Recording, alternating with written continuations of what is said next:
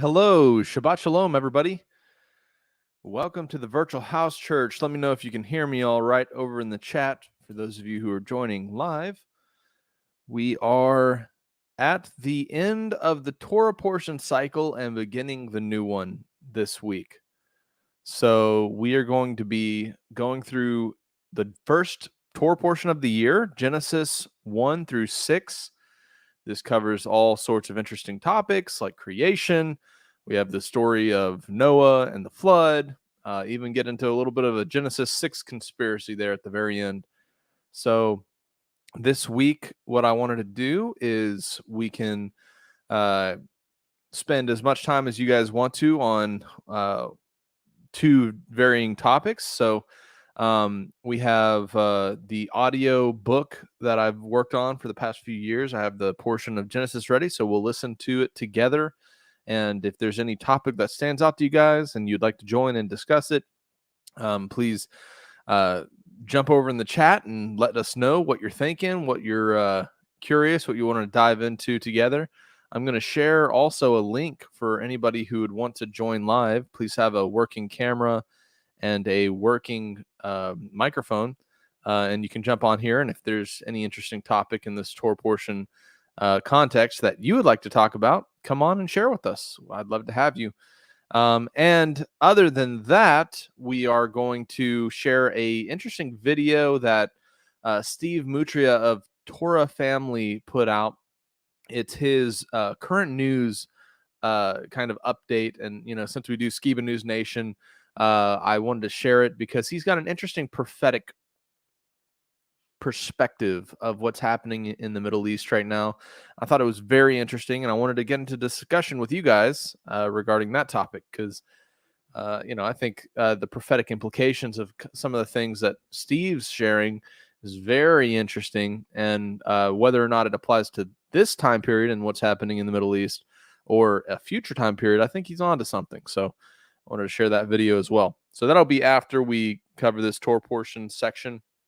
For those of you who are joining us for the first time, this is the Virtual House Church. I am Jake Grant, and we like to study the scriptures together. This was started by Rob Skiba many years ago, almost a decade, a little bit more than a decade ago. Rob was doing studies, breaking down the scriptures. And so, like I said, this is the scriptures we're going to be covering today, because in the fall, after Simchat Torah, as we were schooled by Nir Shoshanai in our last Skiba News Nation episode, he's like, yeah, you guys got to say the Hebrew this way. He was teaching us. After that holiday, the high feast day, the biggest celebration of the year, Sukkot, ends in the last great day, the 8th day. And they turn the Torah scrolls back and restart. And I think the beauty of the Torah portion is that we are all getting on the same page in terms of a yearly cycle of studying scripture. And while, more than encouraged to study other scriptures, at whatever point, or read whatever books and texts, becoming wise and understanding the fear of the Almighty and learning his ways. This is a great way for a community of people to come together, have the Almighty speak to them and reveal to them truths of the Word as they study on a weekly basis. And then we come together on Shabbat. We all have this profound revelation and understanding of the meaning behind what we're actually studying. And so that's what's so beautiful is then when you get together at Shabbat, it kind of like the Ruach HaKodesh leads the meeting and directs the conversation based on what people have been led to study that week. So that's why I love the Torah portions. Here's the VHC website. It's vhc.frmawakening.com. There's a lot of great resources here coming up out of Babylon. If you're new to this Torah keeping Christian type walk, belief in Yeshua, but also you guys are doing that Old Testament stuff. Yes, we are. It is the narrow path. And I think we have found it, and we are diligently seeking to keep the ways of our Father in heaven, because that is the way we love him. And I think that's what's so beautiful. So after Rob passed away, Sheila asked me to continue on this study. to continue on the fellowship. We also have a Virtual House Church Discord for those of you who would like some additional fellowship with the people that are engaging in the chat and hanging around each week. And so if you'd like to join the Discord to have in-person, audio conversations or chat, or, access a wide range of different studies and things people have shared or prayer requests, our moderators share that in the live chat as well. If you click the Genesis studies, you can go down here and you can see all the previous studies, Bereshit, and scroll down here. We have a whole bunch of different resources. We've been doing this for a while, so a lot of different videos and discussions and such.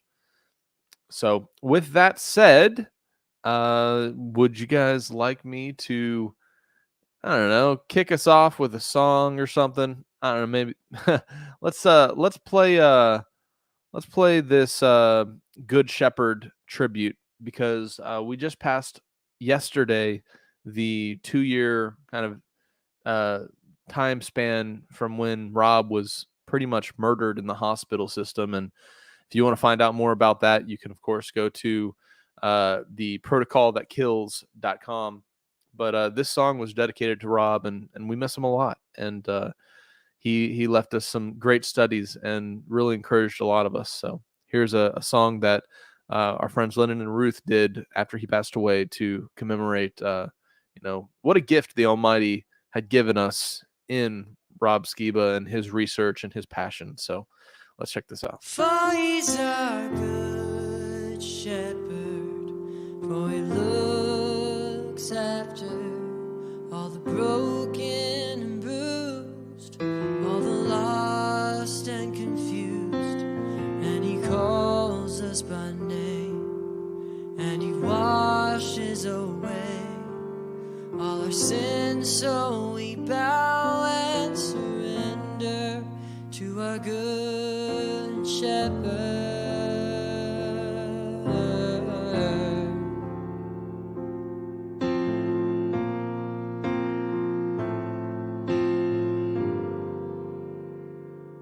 We are all lost sometimes, and we've all failed to find joy that is found in Yahshua. But he will come after to where you wander. He will call you back to him and give you peace. Oh, he'll give you peace, for he's our good shepherd, for he looks after all the broken and bruised, all the lost and confused, and he calls us by name, and he washes away all our sins, so we bow and surrender to our good shepherd.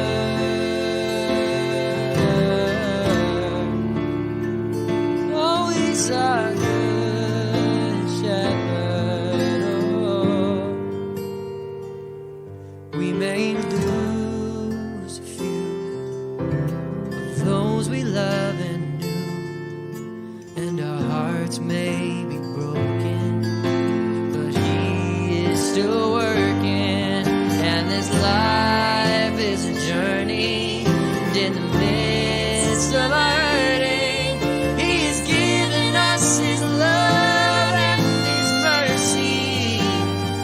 Oh, he's giving us mercy, for he's our good shepherd, for he looks after all the broken and bruised, all the lost and confused, and he calls us by name, and he washes away all our sins, so we bow and surrender to our good shepherd.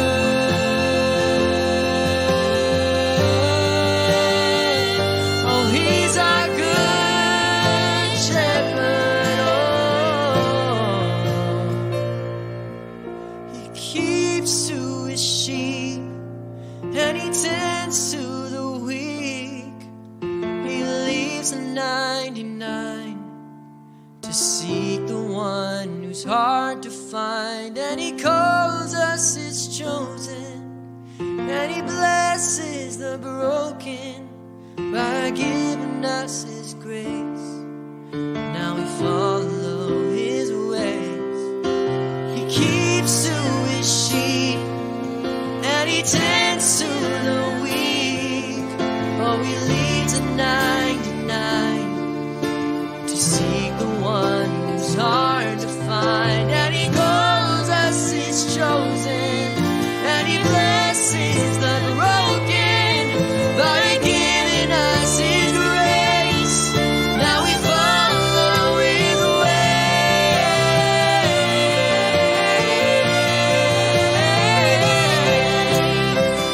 Oh, he's our good shepherd.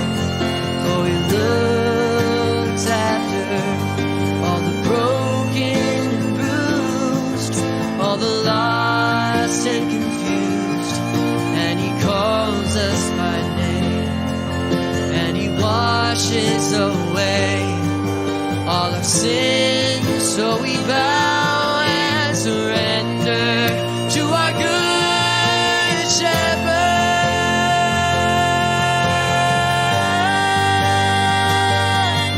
He's our good shepherd.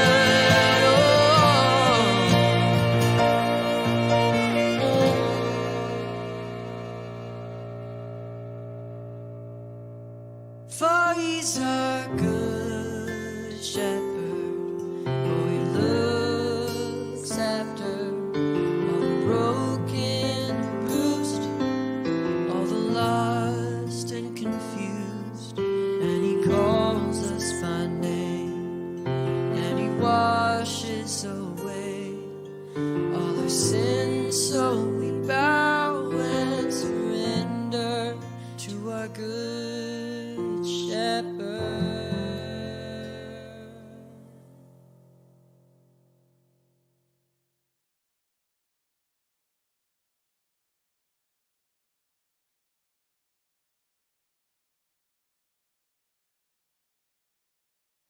You guys remember how Rob used to be when he did his presentation, so full of energy? I wonder if he's one of those voices below the altar in the book of Revelation going, how long? How long will it be to, oh man. I think that's just, it's amazing. Some of the things that Rob has unpacked for people over the years and how many people he's impacted. And, it's just it's just been beautiful to know him, and we miss him a lot. And perhaps if we're found worthy, right, get to be with him in the kingdom one day. He's one of those servants I definitely feel heard that well done, my good and faithful. So with that said, we're going to now play the tour portion audio. This is a project I worked on with my friend Adam, and we've been doing it over the previous few years. Right now, I'm at the very end of the book of Numbers. We only have Deuteronomy left in terms of the concurrent progress, but we have a whole lot of Torah portioning to do before we get to where I've not completed yet. And, Yah willing, right, we'll be completely done with the Torah by the time this portion gets cycled around. But this portion here in Genesis, we made this audio drama. Hopefully it's a blessing to you, and then we can discuss any of the topics contained therein that you guys want. So if anything pops into your mind, or any questions or things you're curious about and you'd like to discuss with me and the chat, or anybody who would like to join that link I shared in the live chat and discuss with me live, please do so. So here we go. Torah portion, Bereshit.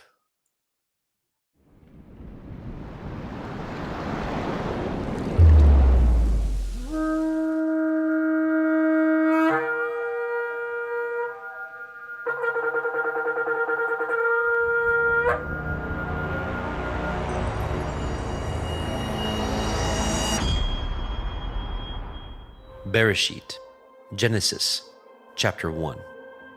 In the beginning, Elohim created the heavens and the earth. And the earth was without form and void, and darkness was upon the face of the deep.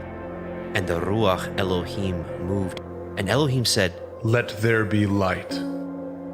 And there was light. And Elohim saw the light, that it was good. And Elohim divided the light from the darkness. And Elohim called the light day, and the darkness he called night. And the evening and the morning were the first day. And Elohim said, "Let there be a firmament in the midst of the waters, and let it divide the waters from the waters." And Elohim made the firmament, and divided the waters which were under the firmament from the waters which were above the firmament. And it was so. And Elohim called the firmament heaven. And the evening and the morning were the second day. And Elohim said, "Let the waters under the heavens be gathered together unto one place, and let the dry land appear." And it was so. And Elohim called the dry land earth, and the gathering together of the waters called he seas. And Elohim saw that it was good. And Elohim said, "Let the earth bring forth grass, the herb yielding seed, and the fruit tree yielding fruit after his kind, whose seed is in itself upon the earth." And it was so. And the earth brought forth grass, and herb yielding seed after his kind, and the tree yielding fruit, whose seed was in itself after his kind. And Elohim saw that it was good. And the evening and the morning were the third day. And Elohim said, "Let there be lights in the firmament of the heavens, to divide the day from the night, and let them be for signs, and for appointed feasts, and for days and years. And let them be for lights in the firmament of the heavens, to give light upon the earth." And it was so. And Elohim made two great lights, the greater light to rule the day, and the lesser light to rule the night. He made the stars also. And Elohim set them in the firmament of the heavens to give light upon the earth, and to rule over the day and over the night, and to divide the light from the darkness. And Elohim saw that it was good. And the evening and the morning were the fourth day. And Elohim said, "Let the waters bring forth abundantly the moving creature that has life, and fowl that may fly above the earth in the open firmament of heaven." And Elohim created great sea monsters, and every living creature that moves, which the waters brought forth abundantly after their kind, and every winged fowl after his kind. And Elohim saw that it was good. And Elohim blessed them, saying, "Be fruitful and multiply, and fill the waters in the seas, and let fowl multiply in the earth." And the evening and the morning were the fifth day. And Elohim said, "Let the earth bring forth the living creatures after his kind, cattle and creeping thing, and beast of the earth after his kind." And it was so. And Elohim made the beast of the earth after his kind, and cattle after their kind, and everything that creeps upon the earth after his kind. And Elohim saw that it was good. And Elohim said, "Let us make man in our image, after our likeness. Let them have dominion over the fish of the sea, and over the fowl of the air, and over the cattle, and over all the earth, and over every creeping thing that creeps upon the earth." So Elohim created man in his own image. In the image of Elohim created he him. Male and female created he them. And Elohim blessed them. And Elohim said unto them, "Be fruitful and multiply, and replenish the earth, and subdue it, and have dominion over the fish of the sea, and over the fowl of the air, and over every living thing that moves upon the earth." And Elohim said, "Behold, I have given you every herb-bearing seed which is upon the face of all the earth, and every tree in which is the fruit of a tree yielding seed. To you it shall be for food. And to every beast of the earth, and to every fowl of the air, and to everything that creeps upon the earth, wherein there is life, I have given every green herb for food." And it was so. And Elohim saw everything that he had made, and behold, it was very good. And the evening and the morning were the sixth day.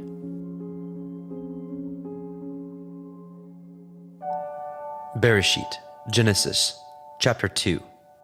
Thus the heavens and the earth were finished, and all the host of them. And on the seventh day, Elohim ended his work which he had made. And he rested on the seventh day from all his work which he had made. And Elohim blessed the seventh day and sanctified it, because that in it he had rested from all his work which Elohim created and made. These are the generations of the heavens and of the earth, when they were created, in the day that Yahweh Elohim made the earth and the heavens. And every plant of the field before it was in the earth, and every herb of the field before it grew. For Yahweh Elohim had not caused it to rain upon the earth, and there was not a man to till the ground. But there went up a mist from the earth, and watered the whole face of the ground. And Yahweh Elohim formed the man of the dust of the ground, and breathed into his nostrils the breath of life.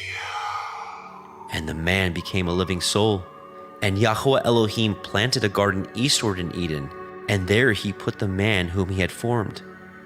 And out of the ground made Yahweh Elohim to grow every tree that is pleasant to the sight and good for food, the tree of life also in the midst of the garden, and the tree of knowledge of good and evil. And a river went out of Eden to water the garden, and from thence it was parted, and became into 4 heads. The name of the first is Pishon, that is, which compasses the whole land of Havilah, where there is gold. And the gold of that land is good. There is Delim, and the onyx stone. And the name of the second river is Gihon. The same is it that compasses the whole land of Cush. And the name of the third river is Hiddekel, that is, which goes toward the east of Ashur. And the fourth river is Perath. And Yahweh Elohim took the man and put him into the garden of Eden to dress it and to guard it. And Yahweh Elohim commanded He-Man, saying, Of every tree of the garden you may freely eat, but of the tree of the knowledge of good and evil you shall not eat of it. For in the day that you eat thereof you shall surely die. And Yahweh Elohim said, It is not good that man should be alone. I will make a helpmeet for him. And out of the ground Yahweh Elohim formed every beast of the field, and every fowl of the air, and brought them unto the man to see what he would call them. And whatsoever the man called every living creature, that was the name thereof. And the man gave names to all the cattle, and to the fowl of the air, and to every beast of the field.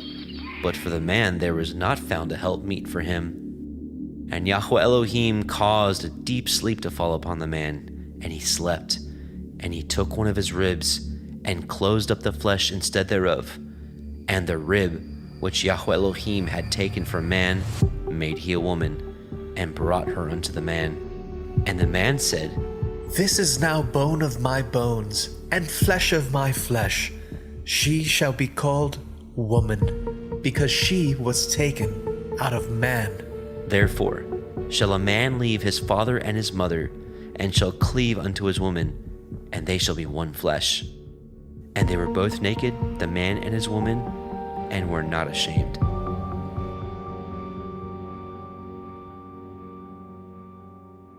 Bereshit, Genesis, chapter 3. Now the serpent was more subtle than any beast of the field which Yahweh Elohim had made. And he said unto the woman, Yea, has Elohim said, Ye shall not eat of every tree of the garden? And the woman said unto the serpent, We may eat of the fruit of the trees of the garden, but of the fruit of the tree which is in the midst of the garden, Elohim has said, Ye shall not eat of it, neither shall ye touch it, lest ye die. And the serpent said unto the woman, Ye shall not surely die, for Elohim knows that in the day ye eat thereof, then your eyes shall be opened, and ye shall be as Elohim, knowing good and evil. And when the woman saw that the tree was good for food, and that it was pleasant to the eyes, and a tree to be desired to make one wise, she took of the fruit thereof, and did eat, and gave also unto her man with her, and he did eat. And the eyes of both of them were opened, and they knew that they were naked. And they sewed fig leaves together, and made themselves aprons. And And they heard the voice of Yahweh Elohim walking in the garden in the cool of the day. And the man and his woman hid themselves from the presence of Yahweh Elohim amongst the trees of the garden. And Yahweh Elohim called unto Adam and said unto him, Where are you? And he said, I heard your voice in the garden, and I was afraid, because I was naked, and I hid myself. And he said, Who told you that you were naked? Have you eaten of the tree whereof I commanded you that you should not eat? And the man said, The woman whom you gave to be with me, she gave me of the tree, and I did eat. And Yahweh Elohim said unto the woman, What is this that you have done? And the woman said, The serpent beguiled me, and I did eat. And Yahweh Elohim said unto the serpent, Because you have done this, you are cursed above all cattle and above every beast of the field. Upon your belly shall you go, and dust shall you eat all the days of your life. And I will put enmity between you and the woman, and between your seed and her seed. It shall bruise your head, and you shall bruise his heel. Unto the woman he said, I will greatly multiply your sorrow and your conception. In sorrow you shall bring forth children, and your desire shall be to your man, and he shall rule over you. And unto Adam he said, Because you have hearkened unto the voice of your woman, and have eaten of the tree of which I commanded you, saying, You shall not eat of it. Cursed is the ground for your sake. In sorrow you shall eat of it all the days of your life. Thorns also and thistles shall it bring forth to you, and you shall eat the herb of the field. In the sweat of your face shall you eat bread, till you return unto the ground. For out of it were you taken, for dust you are, and unto dust shall you return. And Adam called his woman's name Hua, because she was the mother of all living. Unto Adam also, and to his woman did Yahweh Elohim make coats of skins, and clothed them. And Yahweh Elohim said, Behold, the man is become as one of us, to know good and evil. And now, lest he put forth his hand, and take also of the tree of life, and eat, and live forever. Therefore Yahweh Elohim sent him forth from the Garden of Eden to till the ground from whence he was taken. So he drove out the man, and he placed at the east of the Garden of Eden cherubim, and a flaming sword which turned every way to guard the way of the tree of life.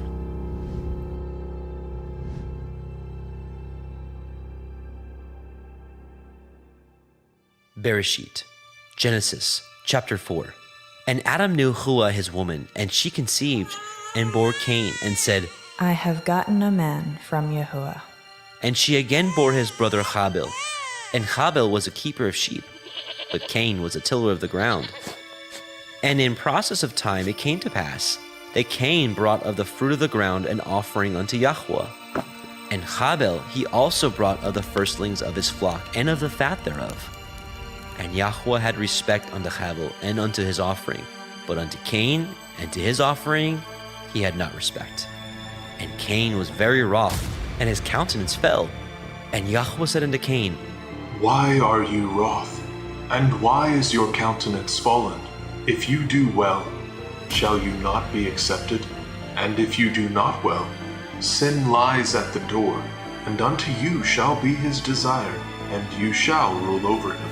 And Cain talked with Habil his brother, and it came to pass, when they were in the field, that Cain rose up against Habil his brother, and slew him. And Yahweh said unto Cain, Where is Habil, your brother? And he said, I know not. Am I to guard my brother? And he said, What have you done? The voice of your brother's blood cries unto me from the ground. And now are you cursed from the earth, which has opened her mouth to receive your brother's blood from your hand. When you till the ground, it shall not henceforth yield unto you your strength. A fugitive and a vagabond shall you be in the earth. And Cain said unto Yahweh, My punishment is greater than I can bear. Behold, you have driven me out this day from the face of the earth, and from your face shall I be hid. And I shall be a fugitive and a vagabond in the earth. And it shall come to pass that every one that finds me shall slay me. And Yahweh said unto him, Therefore, whoever slays Cain, vengeance shall be taken on him sevenfold. And Yahweh set a mark upon Cain, lest any finding him should kill him.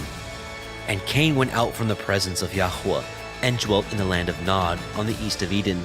And Cain knew his woman, and she conceived and bore Hanok. And he built a city, and called the name of the city after the name of his son, Hanok. And unto Hanok was born Irad, and Irad begat Mehujael, and Mehujael begat Methushael, and Methushael begat Lamech. And Lamech took unto him two women. The name of the one was Ada, and the name of the other Tillah. And Ada bore Yabal. He was the father of such as dwell in tents, and of such as have cattle. And his brother's name was Yubal. He was the father of all such as handle the harp and organ. And Silla, she also bore Tubal-Cain, an instructor of every artificer in brass and iron. And the sister of Tubal-Cain was Naamah. And Lamech said unto his woman, Ada and Zillah, hear my voice, ye women of Lamech, hearken unto my speech. For I have slain a man to my wounding, and a young man to my hurt. If Cain shall be avenged sevenfold, truly Lamech 70 and sevenfold. And Adam knew his woman again, and she bore a son, and called his name Seth. For Elohim Said she, has appointed me another seed, instead of Havel, whom Cain slew. And to Seth, to him also were born a son, and called his name Enosh. Then began men to call upon the name of Yahweh.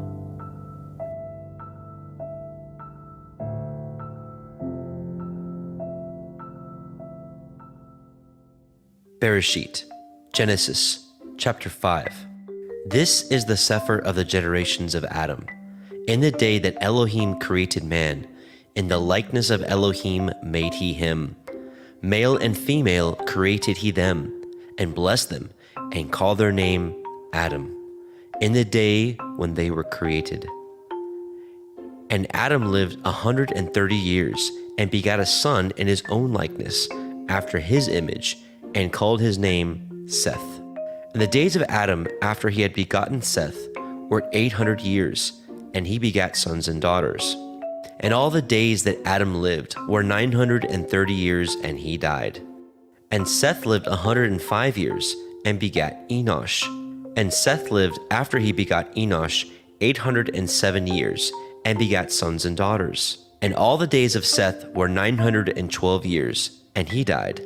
And Enosh lived 90 years, and begat Canaan. And Enosh lived after he begot Canaan 815 years, and begat sons and daughters. And all the days of Enosh were 905 years, and he died. And Canaan lived 70 years, and begot Mahalalel.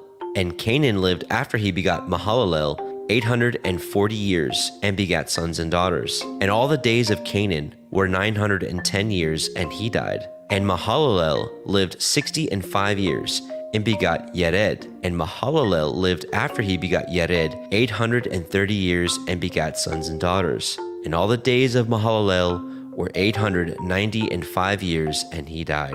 And Yered lived 162 years, and he begat Hanok.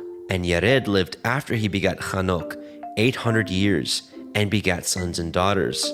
And all the days of Yered were 962 years, and he died. And Hanok lived 65 years, and begot Methuselah. And Hanok walked with Elohim after he begot Methuselah 300 years, and begat sons and daughters. And all the days of Hanok were 365 years, and Hanok walked with Elohim, and he was not, for Elohim took him.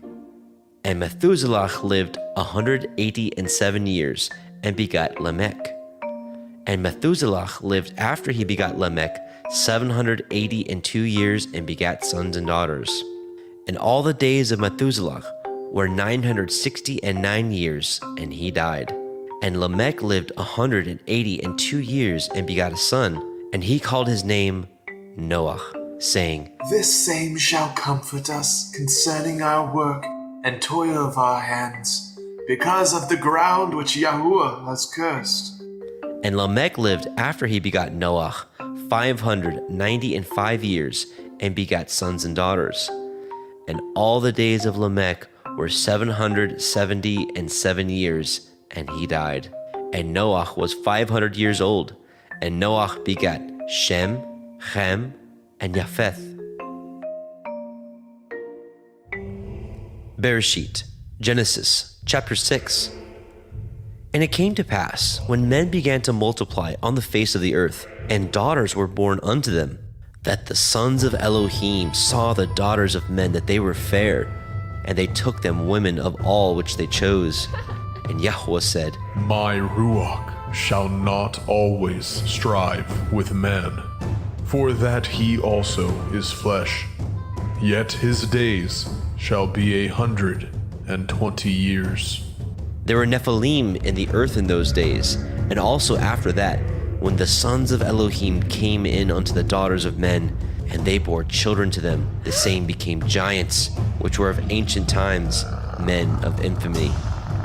And Yahweh saw that the wickedness of man was great in the earth, and that every imagination of the thoughts of his heart was only evil continually. And Yahweh repented that he had made man on the earth, and it grieved him at his heart. And Yahweh said, I will destroy man whom I have created from the face of the earth, both man and beast, and the creeping thing, and the fowls of the air, for I repent that I have made them. But Noah found grace in the sight of Yahweh. These are the generations of Noah. All right. So that is Torah portion Bereshit, in the beginning. So hope you guys enjoyed that. It was a lot of fun working on that. And we'll hopefully have the whole Torah done soon. I saw some pretty interesting comments going. I saw Anthony was sharing he has a interesting theory regarding the book of Revelation and the judgments in regards to the days of creation, if I caught that right. He said, I shared it on my channel in my Revelation study, the end from the beginning, but I'll share a little about it today on Discord if y'all would like. So I guess if you guys are interested in something like that, jump over on Discord. He was saying, has anyone else viewed the beginning days compared to the trumpet vial wrath? Day 1 compared to trumpet vial 1, day 2 for trumpet vial 2, so on.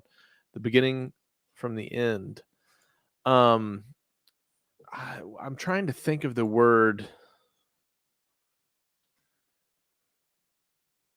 No, it's a chiastic.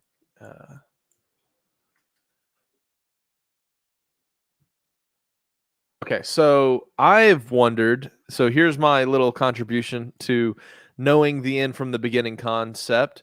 I often wonder, is the end from the beginning based on a chiastic structure? I had to look up the word, I couldn't remember. And the chiastic structure being how having a denoting a structure in which words are repeated but then in reverse order. So here's an example of a chiastic structure. And we see that actually, the scriptures are written in certain portions with a chiastic structure. And like you have the beginning, but the end from the beginning, but it's, middle point and then repeats. So it's a very interesting concept in terms of, could this be how time unfolds? I mean, we see scriptures and verses written in chiastic structure, so there is a precedence for it, and the repetitive kind of cyclical nature of how the Almighty operates, could it be following this structure rather than simply you go through the cycle once and then you start from the beginning again? Or is it like you start at the beginning, you go to the middle, and then you go backwards back to the beginning? So interesting. Let me see here. We got some other interesting comments. Robert was saying, I wonder, was the Genesis 3 on the Day of Atonement accountability, was Cain and Abel bringing Yahuwah their Shavuot offering or their Day of Atonement offering, if both are events of accountability? Ooh, oh, good theory there, or question. I wonder.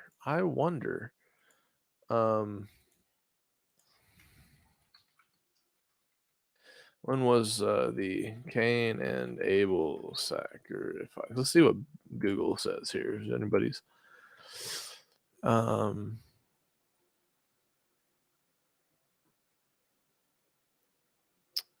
don't know if anybody's talked about this online before. I'm trying to see if anybody's associated with the particular things they were offering.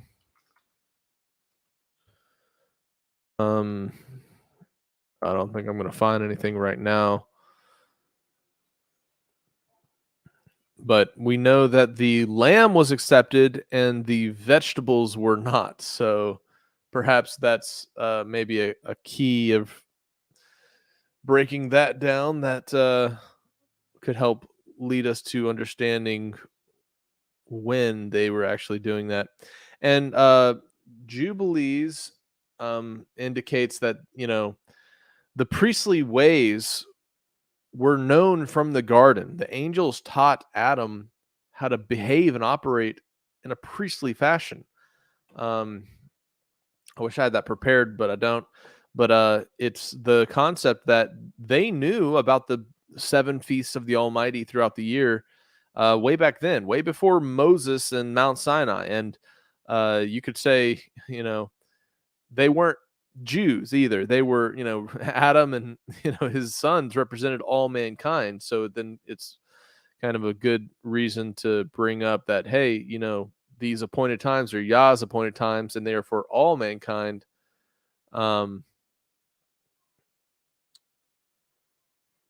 Let's see, what are you guys saying here?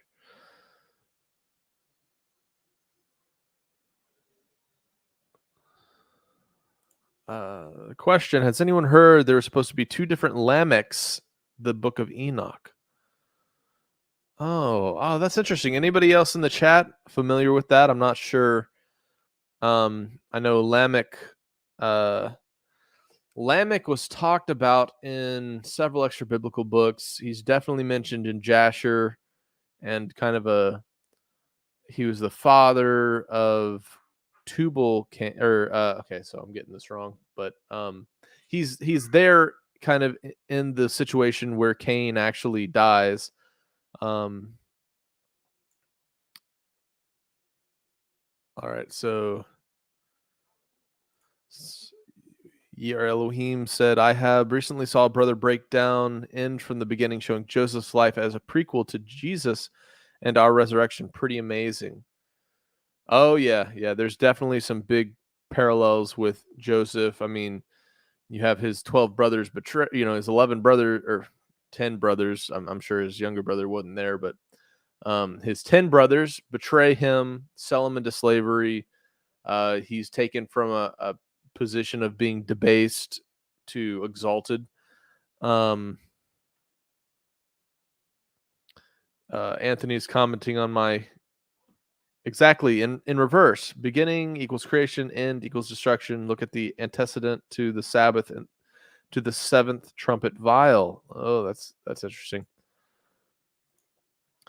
And it was at the end of days on the 14th of Nisan that Cain brought of the produce. Oh, okay. So we have the month given, the month of Nisan. An oblation of first things before the Lord and Habel. Okay, so there's an answer to your question.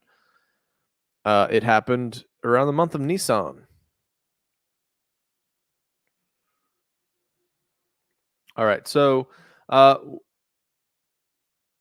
to give you guys something to ponder on, if you haven't seen this yet, here's a good old just breakdown of the word Bereshit and how, in similar fashion to what Anthony's talking about, we'll know the end from the beginning. There's a great little 2-minute video here that shows how the story of redemption of mankind and the Son of Man was encoded in the very first word of the Torah. So, Bereshit, please bear with us. Of course, they use the name Jesus, but we've come to understand that there is greater depth to the name Yeshua or Yahushua than the transliterated name of Jesus represents. Jesus also can be likened to a modern misconception that the modern Catholic and Protestant church have placed on the Messiah as being one who advocates and encourages lawlessness. But we know that the Messiah, Yahushua, the one who came in the name of his Father, Yah saves, did not preach and encourage lawlessness or free us from the Torah, but showed us how to walk it out. And that's kind of the difference there. Sorry to go into that, but I know we're at the beginning of the Torah portion. I wanted to break down some of these concepts for anybody who knew might join and be like, why are they saying Yeshua and Yahushua? But anyways, I don't have a problem with somebody who uses the name Jesus. We're all on different paths of truth and working towards kind of coming to a common consensus, I guess. But all right, here we go. Here's a cool little video. Wrong one.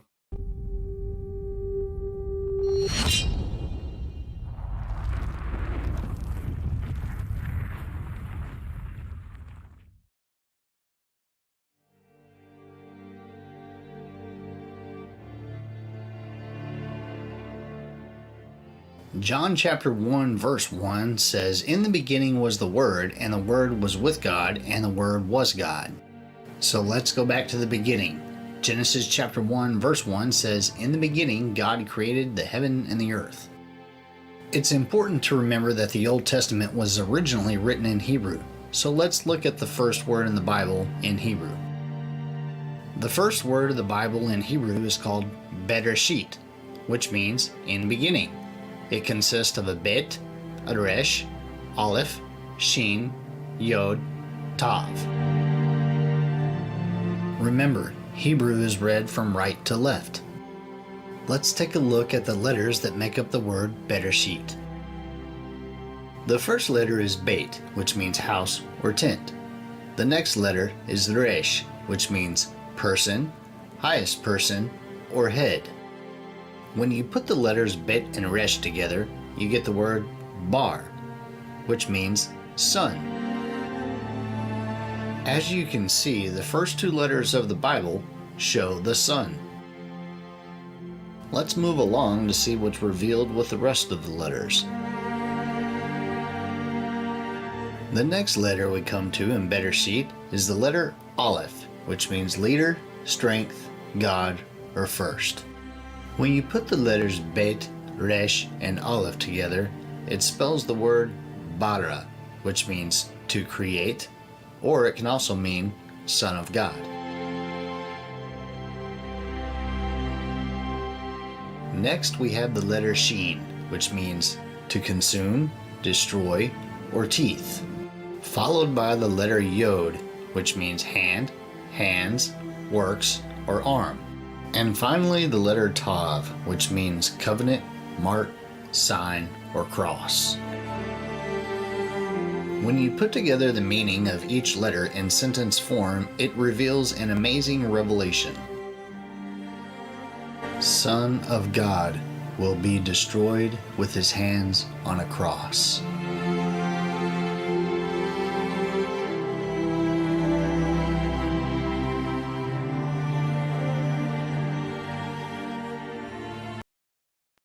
All right, so I thought that was a little interesting breakdown. There's another explanation of this concept in a great YouTube video. It's Rock Island Books. It's I'll share it right here on screen. If you're interested in the Paleo Hebrew and how in Genesis it's encoded basically the Messiah, check out this video. Is the end of days prophesied in the first word of the Bible? And a very great infographic, clear to understand. He breaks down Bereshit and Paleo pictographic Hebrew and kind of the meanings behind the pictographic images that Hebrew is based on. Very interesting. And then he breaks down, of course, the word Bereshit in the beginning. So it's an interesting concept, worth checking out if you've never seen this video before. I'm looking over here in our chat. What are you guys talking about? Yeah, there's definitely an interesting point where Noah takes 7 pairs of the clean animals on the ark. It shows that Noah, pre-Moses, right, knew the difference between the clean and the unclean animals. So if that doesn't show you that there was some aspect of Torah knowledge passed down through the patriarchs, before Moses, then I don't know. Like, I mean, we definitely get it very explicitly detailed in some of the extra biblical texts that we have access to. Like I mentioned, Jubilees earlier. But it is very clear that Yah never changes, and his ways of righteousness, while they had to be revealed multiple points to mankind, such as Moses writing the commandments down, when the people lost the Torah, Ezra rewriting the Torah down. There's definitely the premise that righteousness and the ways of the Almighty has always been there since the garden. And we're all just trying to get back to our code of reality, like the matrix code of righteousness, where he gives us his truth, his Torah, as a lamp to our feet and a light to our path, so that we as mankind, who are these free will agents in the program that can choose to disregard our code, our way, and choose, whatever we want, and sin, and, the curse of sin could be likened to like having a virus or an error in the program. But whenever we get on Yah's page and we keep his ways, it's as if we are operating in the way that the program was always intended to function. But our free will and our demonstration of our faith in just saying, I believe the one who gave his commandments, I believe the one who gave these words, the Torah, and I'm going to apply them to my life as a way of walking like my Messiah, and also walking out righteousness as the scriptures define. So it shows that, it was a code that was woven into the fabric of reality since the very beginning. Of all the clean beasts, take with you 7 pairs, a male and his female, and all the beasts that are unclean, 2, a male and his female. So it's very interesting. In all the little storybooks and kids' books, it always shows the pairs of 2 by 2, right? But they actually brought 14 clean animals. So if you can imagine the importance of bringing, if the Almighty is going to be like, all right, y'all are able to eat meat now, the importance of having enough procreating pairs to, start having some flocks and herds.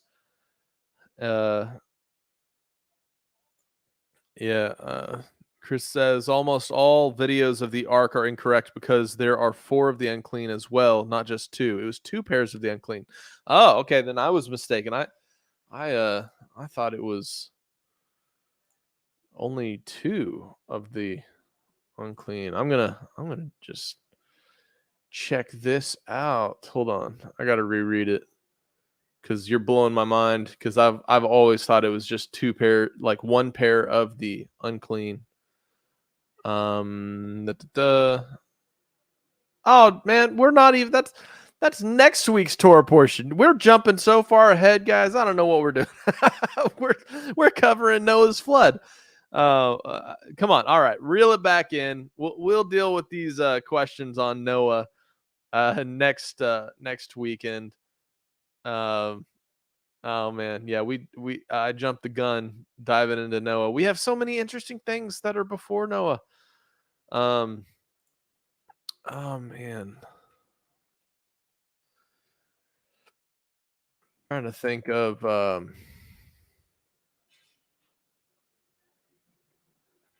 okay, so we have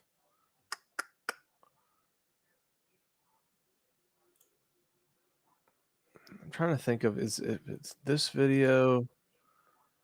Uh,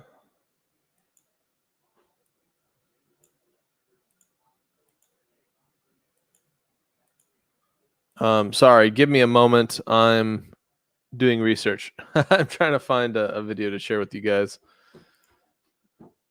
Oh, hello, my little girl. Go back in there with mama, okay? Because I'm recording my video right now.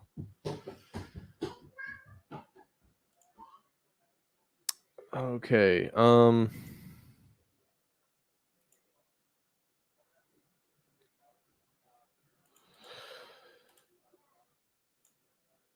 Dun, dun, dun. Uh, I know I look super like lost.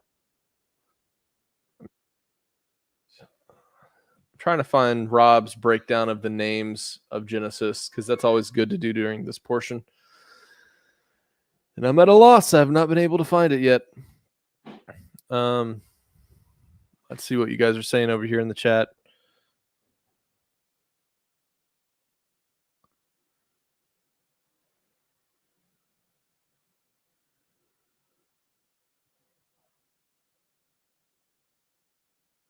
Oh, okay. So what are some scriptures associated with the flat earth of the Bible? Okay. Biblical cosmology is probably the more correct terminology. In case, I mean, whenever we use flat earth, there's such a cognitive dissonance associated with that, and it's very difficult to get around some of the preempted deceptions that are there that kind of make you think it's a crazy concept. But if we're to look over here in Genesis, the concept, okay, so let's start off with probably my favorite explanation of how modern Christianity has more an association with somebody who believes the earth is flat than they do the modern heliocentric model that's taught in classrooms. Let's look at the order of creation, right? We have, if you believe Genesis is a literal, accurate account of how creation was formed, we have the earth existing before the sun, moon, and stars. And according to the heliocentric model, the sun, moon, and stars, the sun and gas giants, you know, turned into these big gravity wells that drew in a bunch of dust particles, and those eventually spun, and formed into little balls over millions and billions of years. And so it's an inverse equation. They teach that it was these stars that formed, and then the stars formed around them planets, and then we are one of those planets that formed around this particular sun. Um, and then if you look at the Genesis account, the order is of course day 4. Day 4 is when the sun, moon, and stars. Let's see right here. We're put into the heavens, and this is interesting because this actually happened after the earth starts sprouting vegetation, yielding seeds and fruit seeds, and bearing fruit with their seed, each according to its kind. So the order of creation there shows us that the current model is in contradiction with the scriptures. Of course, one of the great topics Rob would always like to talk about is the firmament. And God made the expanse and separated the waters that were under the expanse from the waters which were above the expanse. And it says that he placed the sun, moon, and stars inside of what we are going to discover is this expanse. And of course, this translation we're reading is slightly deceptive. The Hebrew is very different. So what we're going to have to do is go to the Blue Letter Bible. Bluer. Okay, and Genesis 1:7. And we find here the word in the King Jimmy is firmament, and this is a term you'll hear often when it comes to looking into the FE topic or the enclosed cosmology topic. And whenever we go to Strong's, we can see here, okay, so, and Elohim made the firmament and divided the waters which were under the firmament from the waters which were above the firmament, and it was so. So the question is what are these waters above the firmament? Many answers in Genesis types will, put forward that, oh, this is the clouds, and this is the atmosphere, and there's even they go to the far extent to believe that the earth was enclosed in an ice canopy that broke during the worldwide flood. But when you see that the sun, moon, and stars, okay, so let's see here. And God said, "Let there be lights in the firmament." So He placed the sun, moon, and stars inside of this firmament, which above it, according to the order of the word, is has water above it. So when we break down what this word firmament is, and we see it is the word rakia, the firmament, Strong's H7549, and there's the Christian position that puts forward, hey, the firmament is the expanse of the heavens. It's just space. The firmament is just where the stars and stuff are, like out there in infinity. And some of the research Rob's done has really shown that the firmament is a solid structure, beaten out, firm, solid, crystalline thing, and so it doesn't refer to a expanse of empty space, but there's so many more great resources that Rob put out that really can break down the significance of the flat earth verses and biblical cosmology. So if you haven't yet, I'd encourage you to watch the Genesis Revelation videos. Some other ones, I would say check out these ones, the Genesis Revelation Part 1. It's got several parts to it. But yeah, there's a whole lot of verses. Here's a couple videos, the significance of the firmament. I mean, there really is a strong case. I mean, there's many verses that actually support the earth is immovable, firm, placed as a stool, a seal that has its sides stand up, which brings to mind that widely spread azimuthal equidistant map kind of look. And so whenever we look in Genesis and we recognize that the order of creation, the style of creation is a contradiction with what we're taught in the classroom. Even if you don't come to the premise that, oh, I think the earth's flat, or, and you have to really break that down, because the earth's not flat. There are mountains, there are elements of this realm that honestly, I don't believe any of us will truly know what creation looks like until, like, perhaps, we're given glorified bodies and the Almighty brings us up, thousands of miles above and shows us for ourselves, what, only 536 people at a certain point were able to eyewitness account tell us they went up there and saw the curvature, and only of those 24 of which went beyond low Earth orbit and went to the moon and was able to turn back and see the sphere of the earth floating in a sea of emptiness, and thus declaring us a vessel in space so that maritime law could apply to us all. But I don't know, I'm getting off the deep end here, but there are some, just a very few number of verses that support the heliocentric concept, and those have been debunked pretty thoroughly, Like, for example, Isaiah, there's a passage that says the earth will be tossed like a ball. And then when later on Isaiah describes the earth, he describes it not with that same word. He uses a flat disc in the language. So, like, there's a lot of different things that kind of lead into this. And in the end, I like to explain creation and the flat earth topic, the biblical cosmology topic, as a inverse equation.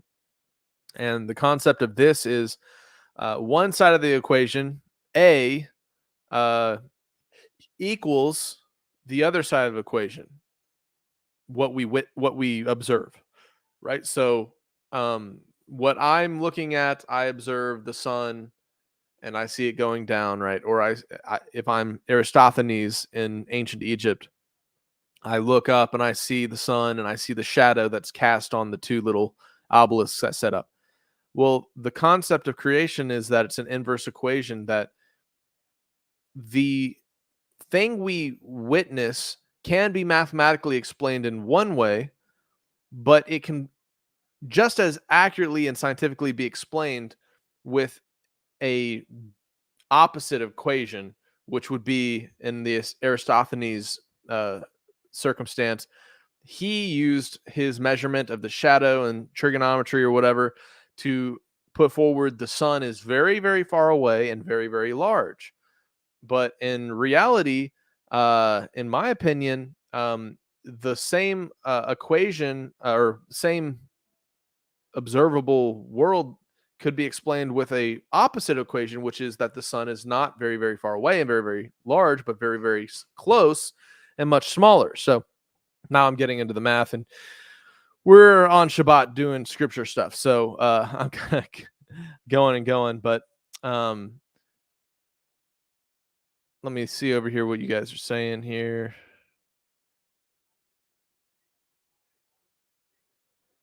All right. So somebody shared, I think when we study the biblical cosmology, we can have a deeper understanding of why there are things like CERN and the Lucifer telescope being created and used. Yeah, I mean, there's elements of creation that really, I think in the end, whatever shape you believe this realm we live in is, there are elements of biblical prophecy that are far more reasonable in the biblical cosmological stance than, like Rob says, if Andromeda and the stars are hurling towards us and these are gas giants and stuff that are somebody was asking Aristophanes, who is he speaking of? It was like a guy in ancient Egypt who was credited with discovering that, the earth was curved based on his experiment. And I was explaining how his experiment didn't truly prove that, and sharing the concept of the inverse equation where the sun could have actually been much closer and much smaller versus what he used his trigonometry to deduce was that the sun was very large and very far away. So,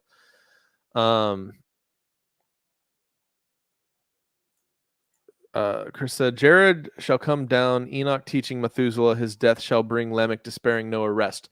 Thank you. I was asking for that. Yeah, like he's saying, y'all should really check out the website more often. Rob put a lot of work into them for us. I think, hold on. Did he already have it? Sometimes. All right. Oh, I just needed to scroll down. You should have told me. I would have shown everybody already. So back to Genesis.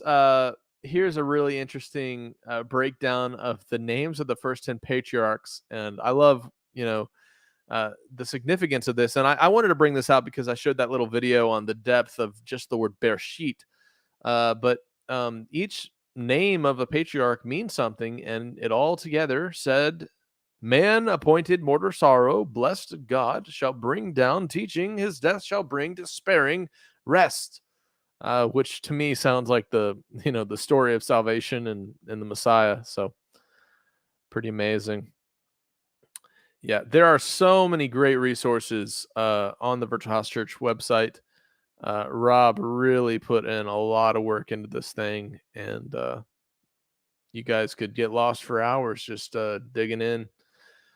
That's why we do the Torah portions in cycles, right? Because every year we learn more and more, and it's not the rushed, you got to figure out everything out right now, but every week you focus on a different topic, you focus on a different set of scriptures, and eventually it all sticks around.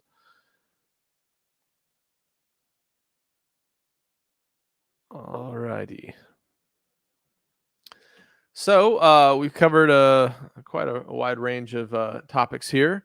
I do want to still show the teaching that recently was put out by Steve Mutria. He has a really interesting prophetic take to explanation of possible prophecy playing out in what's happening in the Middle East. And because this is a virtual house church and it has to do with biblical prophecy, I think it would be an interesting topic to discuss with y'all. So also, I found it interesting. Today there's a solar eclipse crossing over the southern part of the United States, and somebody was like, "Is this the the eclipse saying the tribulation's coming or whatever?" And I did think it was interesting the timing, because I'm pretty sure there's a well-established pattern in terms of parallels between Torah portion studies and manifestations of concepts in those portion studies in the world at large. Like, I remember some years we would study the Torah portion and it would be studying the plagues of Egypt, and literally that same week we're studying about the locusts you have all over the news. The largest locust plague in decades is happening in Egypt. Crazy like parallels like that. And so I do wonder, because this eclipse is falling on the day that, for the most part, worldwide, Jews and Messianic believers and people studying the Torah, if you're on this kind of feast-based cyclical Torah portion study, that the day of the eclipse is falling on the Torah portion that breaks down, Genesis 1, and next week we're going to have the portion of Noah. And it makes me wonder, could this be like, hey, here's a sign in the heavens, days of Noah, So anyways, I was just speculating, of course, could there be a interesting parallel there? Of course, I do think these eclipses are significant, and the signs in the heavens, signs, seasons, and moedim, appointed times, is what Genesis says that the sun, moon, and stars are put in the heavens for. And so we have another big eclipse coming later on next year in April, I believe, which completes that, Tav symbol across the United States. And we see all the things that have kicked out since the last eclipse that happened in 2017. We had the Revelation 12 sign that some people have been like, I don't believe it really was. But I do think there was some significance to those things. But we have, some drama and news coming out of the Middle East, and a lot of people's eyes are on the Middle East. And there's a lot of different theories on if we should care or not. And, of course, we care for the tragedy of people losing their lives and stuff. I know there's, in the conspiratorial realm, a lot of people kind of very wary of the psyop element. I believe the United States and Russia and Israel and Hamas and Hezbollah are all engaged in this interesting proxy war. It's almost like we're seeing exactly what the U.S. has manifested in Ukraine being manifested in, Gaza against Israel. Like there's this weird proxy war situation happening. And I thought it was the best broke down by a channel called Bear Independent, who's a fellow Torah believer and shares his kind of sit rep breakdowns. So anyways, that was a great breakdown. But Steve Mutria of Torah Family always has a great association with current events and some biblical prophecy. So with that said, let's play his news update that he recently shared, and let's discuss it. See what you guys think. Update for October 13th, 2023. Obviously, much has transpired since our last update, which I'll be referencing at the end of this one. Things haven't slowed down since everything started in Israel a week ago. In fact, since then, Israel is now being attacked on the northern border, and Jordan is now amassing tanks on their border as well. Big and bold threats are being made by both sides. It's hard to imagine this not continuing into a full-scale war on multiple levels. Netanyahu just threatened Hezbollah that if they entered the fight, Israel will wipe out Damascus. All prophecy students immediately started shouting Isaiah 17, and rightfully so. I made note of this possibility in my message, Is This the Beginning of the End?, delivered the same day of the attacks. And now we know Hezbollah has indeed entered the war. And, for point of correction, in that teaching I mentioned Hamas is based in the north. Though Hamas is spread all around, we know they're actually believed to be based in Gaza. I noticed this error after we released that teaching. My apologies. With all that's taken place, the U.S. has already started sending multiple aircraft carriers and their strike groups into the area. In response, Russia's President Putin threatened the U.S. directly by saying if the U.S. enters this war, Russia will defend the Palestinians. Now, I know many are questioning how this could have even happened to Israel in the first place, and that questioning is legitimate. Israel knows they're surrounded. You don't catch them off guard. There's much I could say on this, but that's a different topic altogether. I'll link a video below from Israeli News Live that discusses it more if you're interested in knowing more on that. But regardless of what side one chooses to stand on with that topic, the fact remains, Israel is at war, and I have a feeling this very well may be the catalyst to usher us into the end times. This may be the time frame prophesied in Ezekiel chapter 4.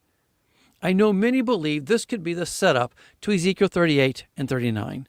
But when you take your time and read all of Ezekiel 38 and 39, you'll see that's discussing the armies who joined themselves with the Antichrist for the Battle of Armageddon. I'll be making a teaching on that soon. But, as noted in our teaching, Is This the Beginning of the End?, many overlook the prophecy given by Ezekiel. You can see here it starts with the besieging of Jerusalem. This is a process and done in stages. He lays on his side for 390 days. Then he's told the siege given at the start lasts for 40 days.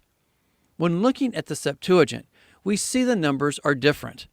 The numbers from the Septuagint match that of the flood, 40 days and 150 days. It seems here in the Septuagint the time frames are back to back. Thus, they total 190 days, which is different from the flood, which seems to have them overlap. I believe it's very possible this sieging process has begun. If, and I say if, these are the 40 days noted in Ezekiel 4, we will see utter devastation come on Judah and the land of Israel. But make no mistake about it, after those days have passed, the judgment on the northern kingdom begins next. Right now, the former Hamas chief is calling for protests and neighboring countries to join the war against Israel. From Reuters.com, we read, former Hamas chief Khalid Mashael called for protests across the Muslim world on Friday in support of the Palestinians and for the peoples of neighboring countries to join the fight against Israel. We must head to the squares and streets of the Arab and Islamic world on Friday. Mishael, who currently heads Hamas Diaspora Office, said in a recorded statement sent to Reuters. Mishael, who is based in Qatar, said the governments and peoples of Jordan, Syria, Lebanon, and Egypt have a bigger duty to support the Palestinians. Tribes of Jordan, sons of Jordan, brothers and sisters of Jordan, this is a moment of truth, and the borders are close to you. You all know your responsibility, Mishael said. Now, why would he stress this so much regarding Jordan? Because it's Jordan who surrounds Jerusalem. Jerusalem is literally surrounded by the area dubbed the West Bank. And please know, the countries and militias going up against Israel today are much more equipped militarily and financially supported today than any other time in history. Make no mistake about it. If this is the time for the 40 days on Judah from Ezekiel 4, it will not be pretty. In fact, Yeshua said here, this will be the time of judgment on Judah, a time of utter devastation. However, when the 40 days on Judah end, if this is indeed the days of Ezekiel 4, it will be bad all over after that, as the time of judgment on the dispersed northern kingdom begins.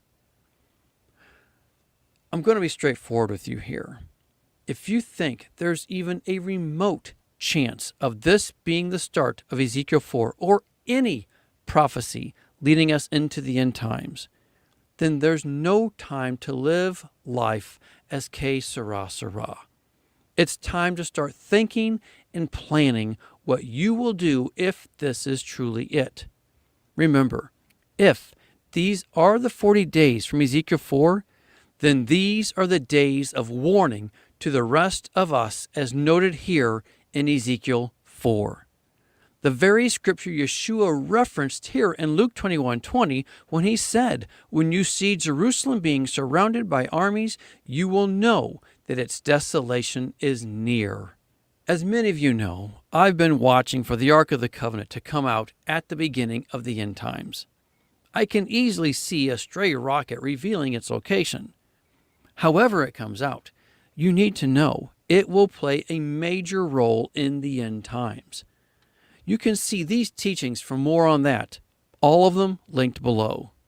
Now is the time to be planning. This is not promoting fear, it's using wisdom. As I quoted last week, Proverbs 27:12, "The prudent see danger and take refuge, but the simple keep going and suffer for it." If you believe this can't happen to the United States, you need to wake up, because it'll be coming here next if this really is Ezekiel 4 playing out. Many countries have been infiltrated over the last several years. I don't know how anyone can think it's not possible for us to be attacked in this way. In case you don't know, Hamas in the Hebrew means violence, seen here in Genesis chapter 6, verse 11, at the time just before the flood. But in the Hebrew, the H is pronounced more with the hard CH sound. However, in the Sephardic pronunciation, it's pronounced with an H sound, Hamas. If this is indeed the start of the end times, it seems rather fitting that everything would start by way of a group named after the very element as to why Yahweh had to destroy the earth by way of the flood. As I've been reflecting on things lately, I'm currently pondering the element if the 40 days on Judah is simply the time where they get surrounded, the process of the siege taking place. Then, after those 40 days, the actual invasion takes place at the same time the northern kingdom is attacked. Now, I'm not saying this is how it will be. I'm simply saying I believe this could be how it plays out. Whether the time is now or years down the road, that scenario can fit, and we need to be open to it. Lastly, as I said I would mention, in the last World News Update, I gave 3 possible scenarios as to how things could play out. It's the last of those 3 I'd like to point us to. The last scenario showed how everything could have started on the first day of Sukkot and be concluded on the last day of Sukkot next year.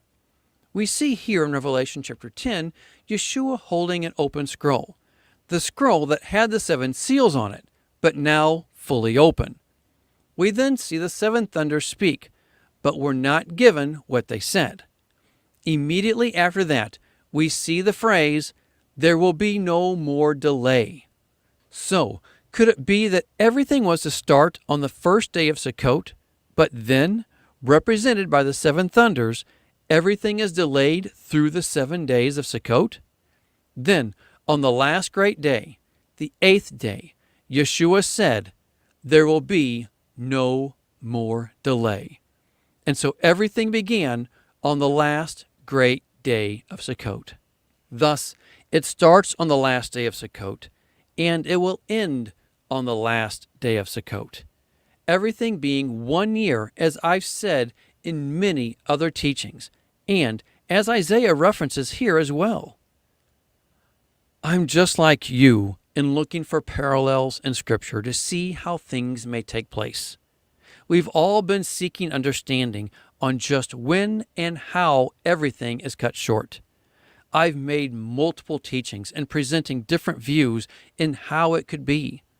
If this is it, then we're about to see the time of the first 4 seals begin, along with the 5th seal, the martyred remnant. The days when Babylon gets drunk on the blood of the saints, a time that precursors the rule of the Antichrist. Now, the Antichrist will most likely begin his rule around the time of next Passover through unleavened bread. Then Babylon gets destroyed at the resurrection on Shavuot. The Antichrist will then rule until the Day of Atonement, or right before Sukkot. And then the week of Sukkot will be the 70th week of Daniel, when the altar and priesthood is made ready. Thus, what is given in Daniel chapter 9, verse 24, about the anointing of the Most Holy.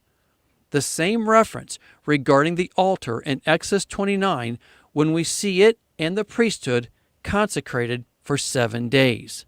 It all concludes with the priesthood and the altar ready for the millennium. Thus, all is ready and completed on the last day of Sukkot next year. From the last day of Sukkot to the last day of Sukkot.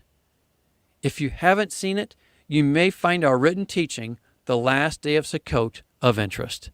It was just released last week. The link is below.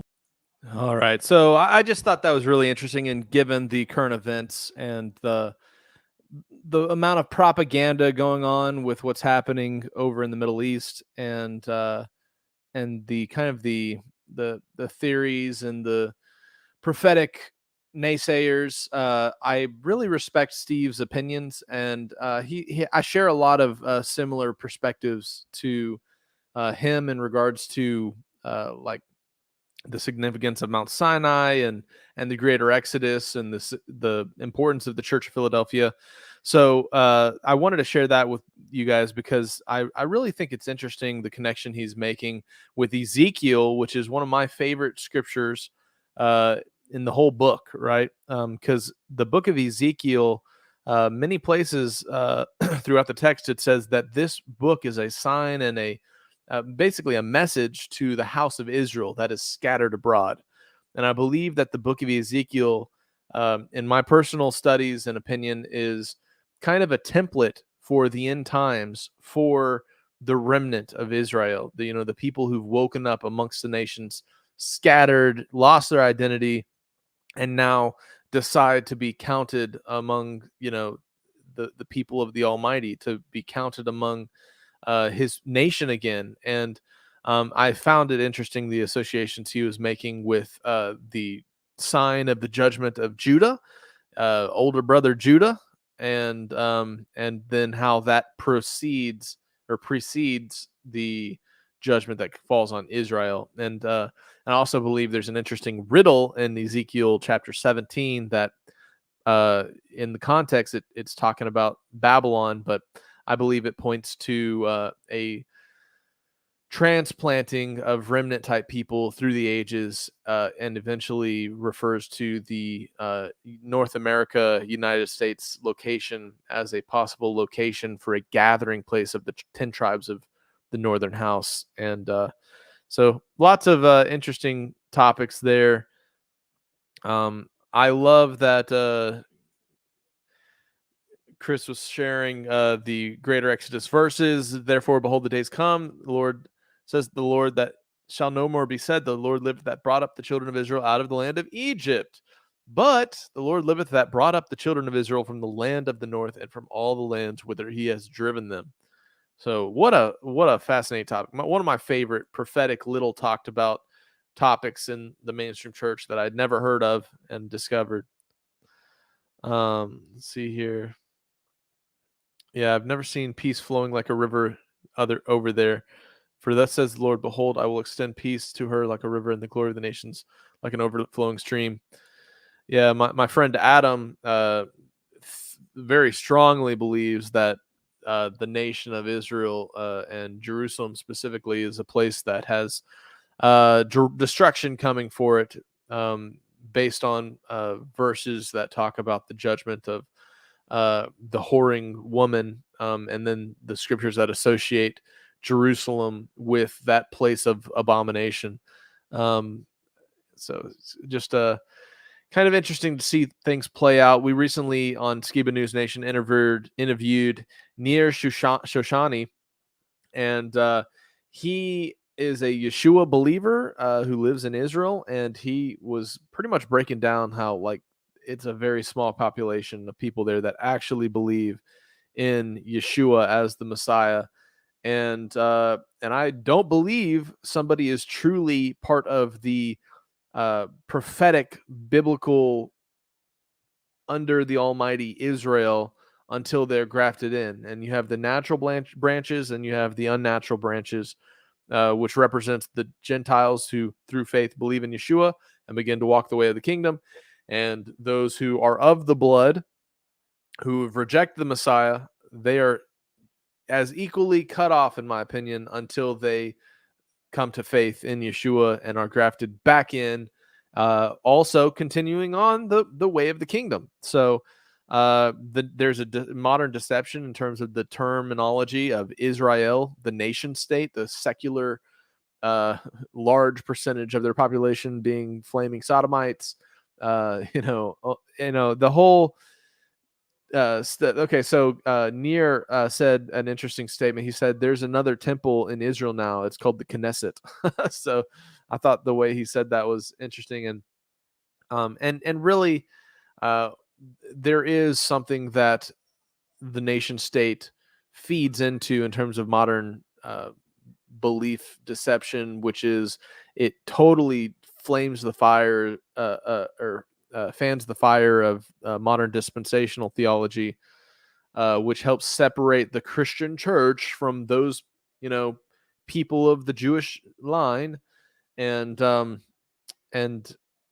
think the deception is that it has allowed Christianity as a whole to separate ourselves from being grafted into the people of Israel, and I think through faith we are grafted into that olive tree, which is the kingdom of Elohim, right under the Messiah. And so, with all the propaganda and things that are, being pushed out regarding the current events that are happening, it's good to kind of be wary, because there's definitely some Rothschild and Zionistic influences there that are anti-Messiah, but very pro-Israel. And this situation, like I was saying before, really reminds me of the proxy war with Ukraine and Russia that the U.S. is engaged in. And now it's as if Russia is engaging in some type of proxy war through Iran and their allies there. And so all that said, current events and stuff, I just wanted to share that prophetic take Steve shared. If you want to look up Steve's videos, just go to Torah Family on YouTube. I think it's torahfamily.org is his website. Somebody asked, I feel you have been diving into the 3 snatching aways possibly, and what is your thoughts? Let me think. 3 snatching aways. I believe there's a significance to the varying harvests that are associated with the biblical feasts. So you have the barley in the spring and Pesach season. You have the wheat in the middle summer, during Pentecost, and then you have the grape harvest in the fall. And I think those three represent the people that make it into the kingdom, but there's a difference between the wedding guests and the bride, if you can understand what I'm getting at. And the people that go through tribulation versus the people that are saved from the hour of temptation. So not exactly sure what you were asking there, but hopefully something I've talked about in the past for sure, though. Felix says, I wonder if anyone's getting that the very possible and plausible mystery Babylon are the less than 1% who are occultists. I wonder if anyone is getting that. Okay. Maybe I'm just out of context here. I really think just full disclosure, I think North America, United States is the daughter of Babylon, but also could be associated with the term mystery Babylon. I do believe that Jerusalem is associated with being the whore of Babylon also in scripture. But in Ezekiel, you'll see, I think almost 3 times it says, as is the mother, so will be the daughter. As is the mother, so will be the daughter. And it repeats that statement over and over. So there seems to be 2 locations in terms of whoring, nations or Babylon. And the system of Babylon is absolutely what we see here in the United States of America. It's the smelting pot of the nations. It's where you bring all these different types of people in, mix them together, and then you replace their beliefs and culture with the beliefs and culture of Babylon. And I definitely see that.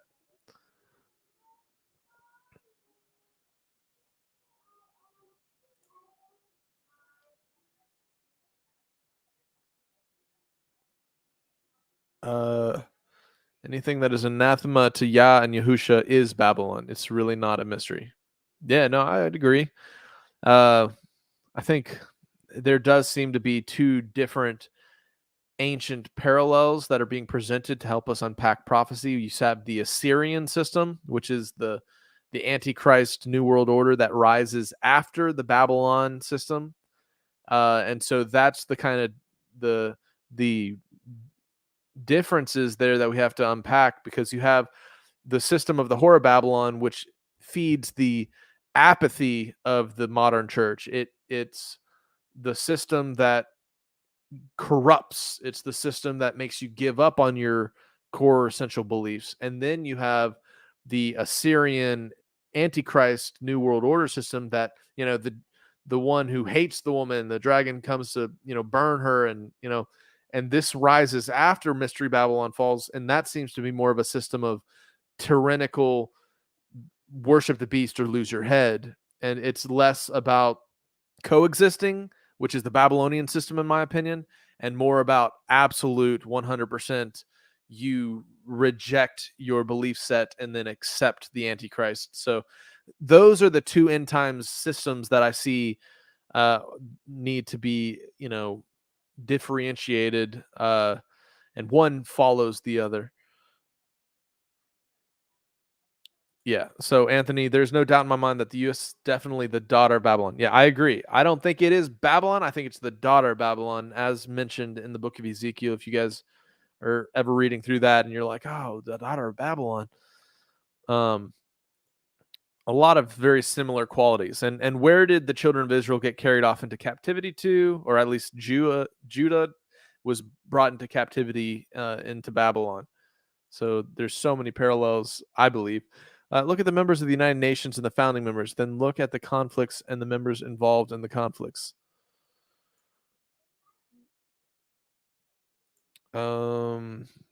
So the Taliban here, and with the New York and New Jersey huge population of Jewish people, I'm praying these don't get attacked, for then America will be in this war completely.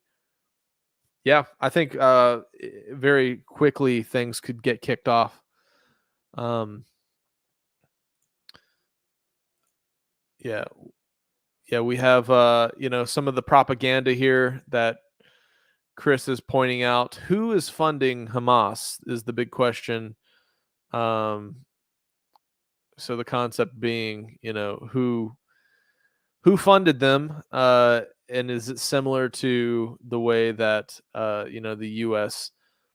Inadvertently through our black ops and stuff ended up supplying and funding the Taliban, right? In Afghanistan, we literally all that $90 billion worth of equipment could be used in coming terrorist wars that if the U.S. is ever drawn into conflict in the Middle East to the extent of like a world war fighting with Israel or something, we would be fighting against our own equipment in a lot of situations. Anthony, can someone repent from the mark of the beast? I pretty heavily lean towards that's the end all be all final call situation, where once somebody has rejected, and I believe that's why the 3 messages in the book of Revelation from the angels is so important. So if you're not familiar with this concept, it's a warning. It basically breaks down. This is let me see here. So the 3 angel messages.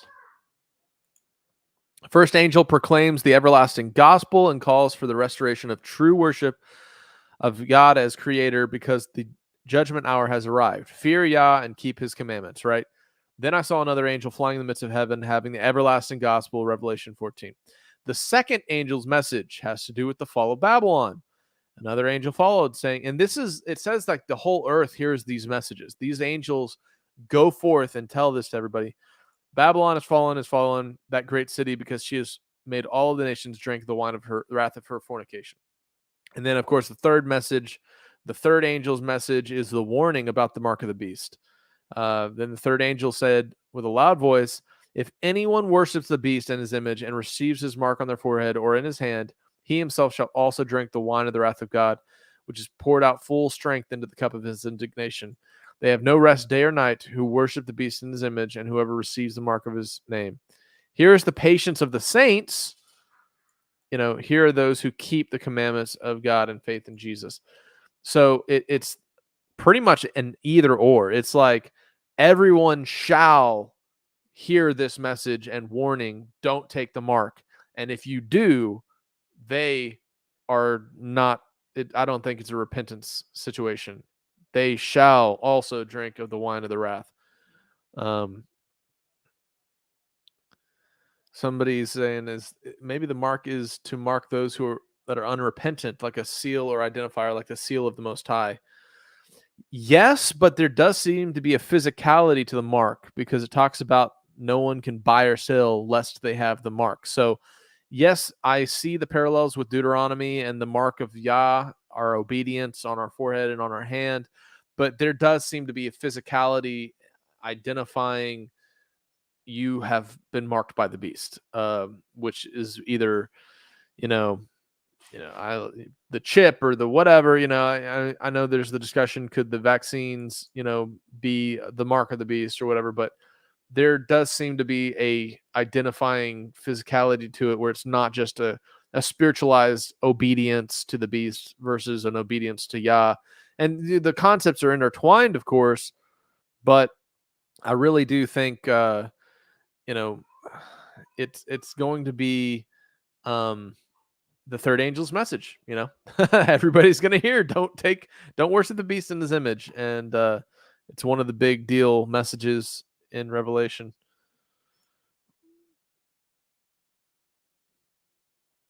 All right, so do you help John P. make the Nice CTV mini music video as the Revelation passage is narrated? No. That was somebody who had volunteered, and he sent that to John. I'm trying to think. His name is Jason Cousins. So Jason Cousins was the man who did that for John Pounders back in the day.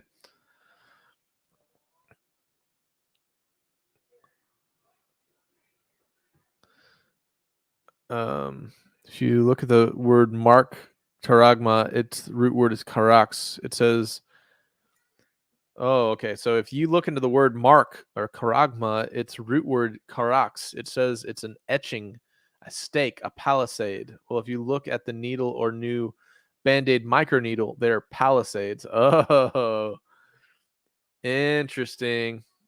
Very interesting. Yeah. Yeah, Robert, that is a cool little video there, quoting Revelation as that guy's running.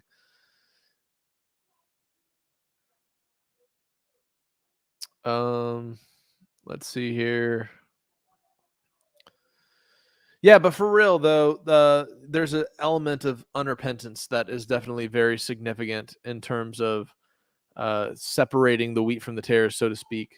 Um, and you have a variety of separations happening in the end times. You have first the proclaimed believer separated from the heathen, unbeliever. So you have the very basic, they confess Christ or they don't, or they, maybe there's even a further extent of just deists. Like there's a deist and a non-deist, like secular hedonistic individual. You have a separation there, and then you have the deists separated from the beliefs in Christ. The true believers that confess Yeshua or Jesus, separated from those who are just believe in God in general and have all the varying religions supporting their belief set. So you have a separation there. And then within the belief in Yeshua, you have those who are swept up in the doctrines of man and those who are keeping his ways, right? And so in that separation, then you have pretty much kingdom type people, right? The ones who keep the commandments and have the testimony of Yahushua. And in that group, I believe, then you have the further separation of perhaps the 7 churches of the book of Revelation. The first 3 chapters of Revelation, you have the church that's dealing with the varying issues. And then you have 2 of those separating the 5 churches that have to overcome their issues and their shortcomings, with the 2 that are commended, Smyrna and Philadelphia. And so there's another separation. You have Smyrna and Philadelphia. Smyrna is told, you are going to go through 10 days of trial, hold true to the end, and receive your great reward. And then you have Philadelphia, the church of Philadelphia, which is told, you have weak faith, weak strength, but you've kept my patience. You will be saved from the hour of temptation.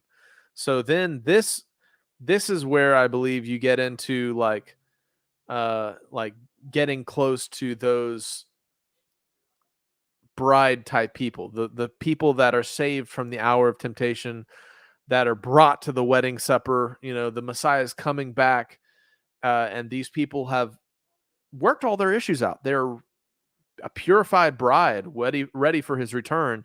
So they don't need to go through all the tribulation and trials of the end times to get all that muck off of them and remind themselves of their faith and remind themselves to depend on the Almighty. And so I think those are, the final, then you have, the church of Philadelphia.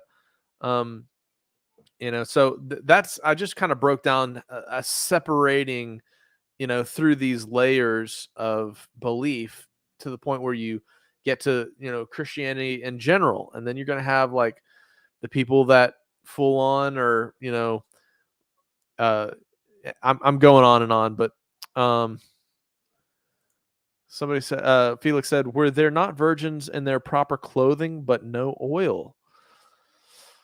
I think, yeah, I mean, perhaps that's the further separating. Perhaps, you have the wedding guest that had not the proper clothing, and then you have the wedding guests that all had the right clothing but didn't have the oil. There's increasing degrees of refinement, I believe, and it really is reminiscent of Gideon's army, how that was formed, to the point where then you had those chosen few, the 300, that went down and didn't even fight. They blew the trumpets and broke the clay pots and scared the enemy half to death, to where they fought themselves. and that was whittled down from thousands and thousands. So it's a very similar to me in the end times of a whittling down to the bride. Okay.